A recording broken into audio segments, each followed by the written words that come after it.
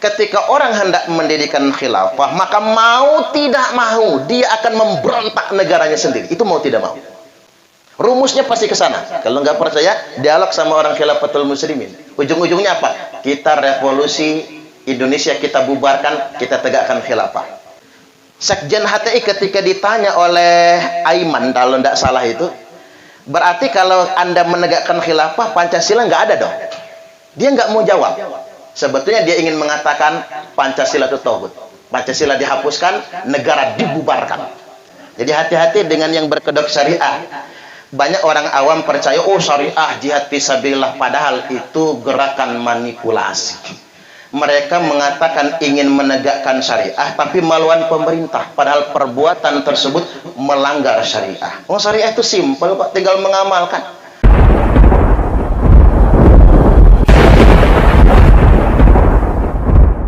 Bapak-bapak dan ibu-ibu serta adik-adik, para pemuda ya, pemuda dan pemudi, baik. Bahaya para pengasong khilafah. Dari awal saya katakan ini bahaya. Mengapa berbahaya? Satu, ini anak-anak muda harus paham ini, karena harus bisa mengkanter-kanter opini, kontra narasi kalau kata orang sekarang. Satu, alasannya nggak ada perintahnya mendirikan khilafah itu. Jadi kalau ada orang Hizbut Tahrir kekeh banget tuh ngajak kita mendirikan khilafah, termasuk yang geger geden dari Bandar Lampung ini, Khilafatul Muslimin. Ada anggotanya nggak di sini nih ya? Jadi kalau mereka kekeh ngajak kita mendirikan khilafah, gampang ngejawabnya. Tunjukkan satu saja perintahnya kalau ada dalam Quran maupun hadis yang memerintahkan menegakkan khilafah. Saya yakinkan mereka tidak bisa menunjukkannya. Nggak akan ketemu dalilnya. Nah, bayangkan kalau nggak kita kanter kayak gini, ada jutaan bangsa Indonesia dimanipulasi mereka.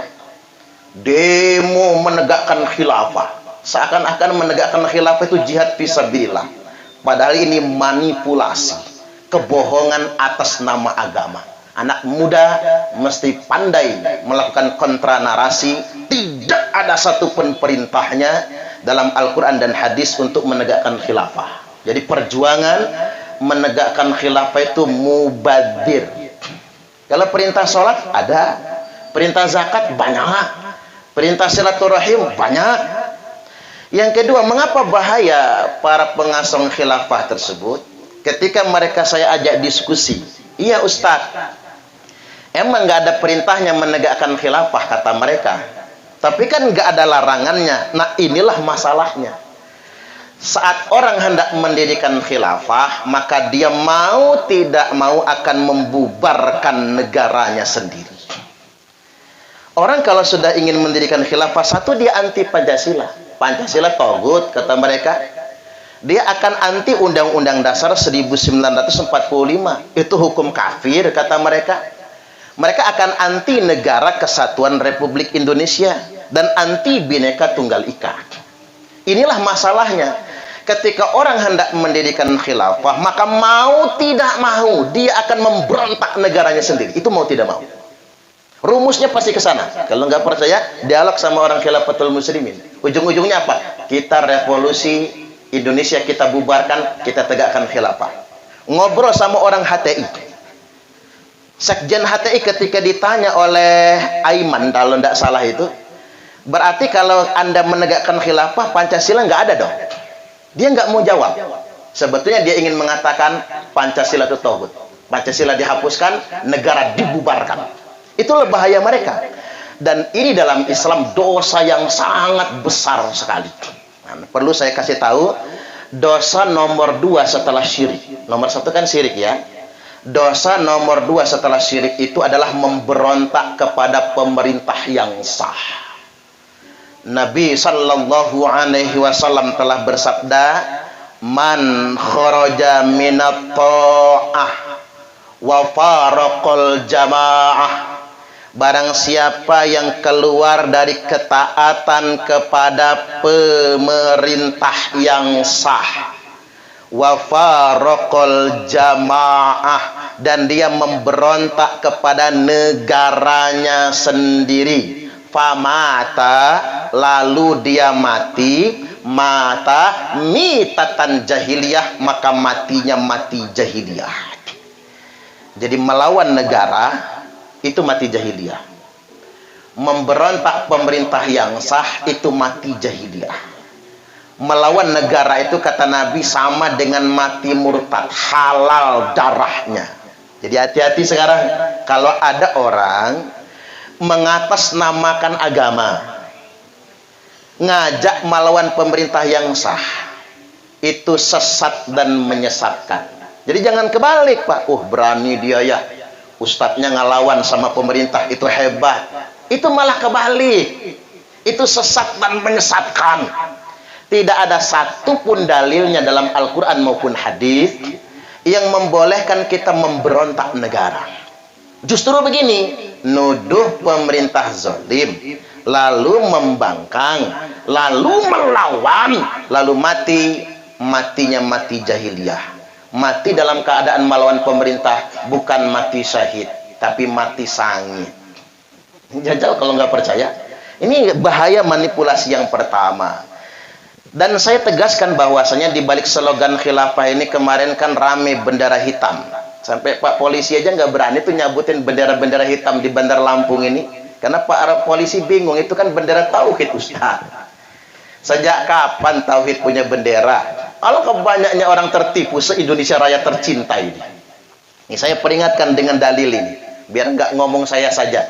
Idza ra'aitumur rayati sud. Apabila kalian semua melihat bendera hitam dikibarkan. Tuh, ini jelas banget kan kalimatnya, rayatisud, bendera hitam dikibarkan. Falzamul arda wala tuharriku aydiyakum wala arjulakum. Tetaplah di bumi kalian masing-masing, jangan ikut-ikutan kelompok bendera hitam itu. Jangan gerakkan kaki kalian, jangan gerakkan tangan kalian, karena mereka itu kelompok bendera hitam palsu. Qulubuhum kazuburil hadid. Orang-orang yang ikut kelompok bendera hitam itu hati mereka keras bagaikan baja. Coba kita identifikasi. Kelompok-kelompok bendera hitam itu keras, kereng semua. Kereng itu bahasa apa ya? Saya bingung itu. Kereng, keras, ngotot, ngetet, ngeyel, merengkel. Buktikan kalau nggak percaya. Hizbut Tahrir, ISIS, JAD, JAT, JI, kereng semua. Merasa paling benar dewe, hatinya keras bagaikan baja. Karena memang riwayatnya mengatakan begitu. Qulubuhum kazuburil hadid. Hati mereka keras bagaikan baja.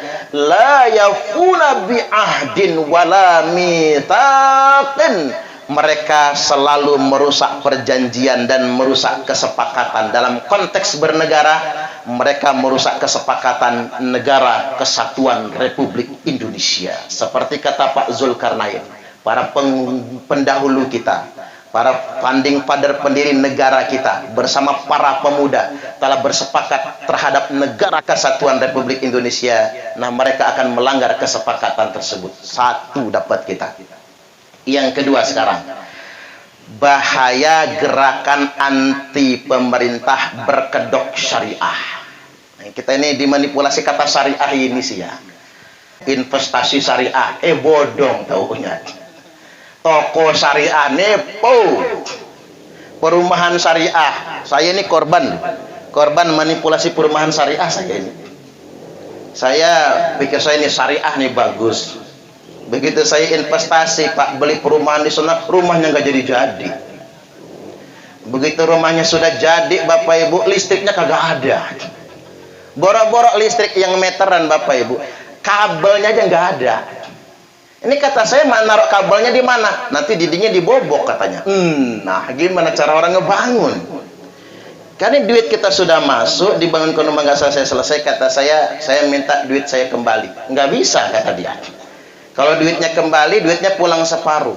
Duh, kalau ingat itu Pak, nyesek rasanya itu. Jadi hati-hati dengan yang berkedok syariah. Banyak orang awam percaya, oh syariah, jihad fisabilillah, padahal itu gerakan manipulasi. mereka mengatakan ingin menegakkan syariah tapi melawan pemerintah, padahal perbuatan tersebut melanggar syariah. Oh, syariah itu simpel Pak, tinggal mengamalkan. Syariah itu apa sih Bapak Ibu? Sholat, ya tinggal diamalkan kan? Ngapain pakai demo berjilid-jilid? Tinggal diamalkan. Zakat tinggal berbagi. Syariah itu apa? Ibu-ibu taat suami. Ibu-ibu ini taat gak suami? Taat ya. Ya nggak usah muluk-muluk. Ibu-ibu nggak masuk surga nggak demo menegakkan syariah. Ibu-ibu mah gampang, tinggal taat sama lakinya masuk surga. Kan perempuan paling gampang masuk surga, taat suami. Paling gampang masuk neraka, ngelawan suami. Makanya ibu-ibu kalau pengen masuk neraka, ngelawanlah sama suami. Suami lagi tidur, bu, sepak palanya, gratis masuk nerakanya. Artinya simpel, syariah itu simpel sekali. Sama tetangga baik, jangan iri sama punya tetangga, kan syariah itu. Baik, di segmen terakhir saya sampaikan yang ketiga, hati-hati dengan isu kebangkitan.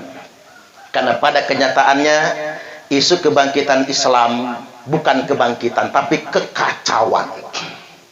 Fakta sudah menunjukkan kebangkitan Islam di dunia Arab, judulnya apa? At-Tauratul Arabiyah, kebangkitan Arab. Dimulai tahun 2010 boomingnya, disokong oleh Amerika Serikat dan dunia Barat.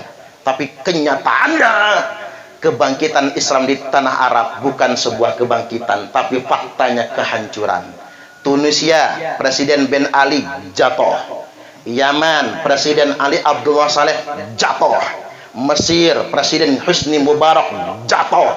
Libya, Muammar Gaddafi jatuh, sampai sekarang perang saudara. Suriah, Bashar al-Assad, perang saudara di Suriah. Irak, Saddam Hussein jatuh. Afghanistan yang terbaru, Presiden Ashraf Ghani jatuh. Pada kenyataannya kebangkitan yang mengatasnamakan Islam di tanah Arab ternyata bukan kebangkitan, tapi kekacauan yang mengatasnamakan agama. Dan tegasnya, kalau ada provokator yang mengatasnamakan agama untuk mengadu domba sesama anak bangsa demi kepentingan politik dan lain sebagainya, maka Nabi mengingatkan, la yadkhulul jannata namam, tidak akan pernah masuk surga orang yang menjadi provokator, tukang adu domba. Kami adalah Laskar Sabilillah, pecinta Wali Songo dan para anbiya, pewaris peradaban Islam di Nusantara hingga berkibar bangsa Indonesia.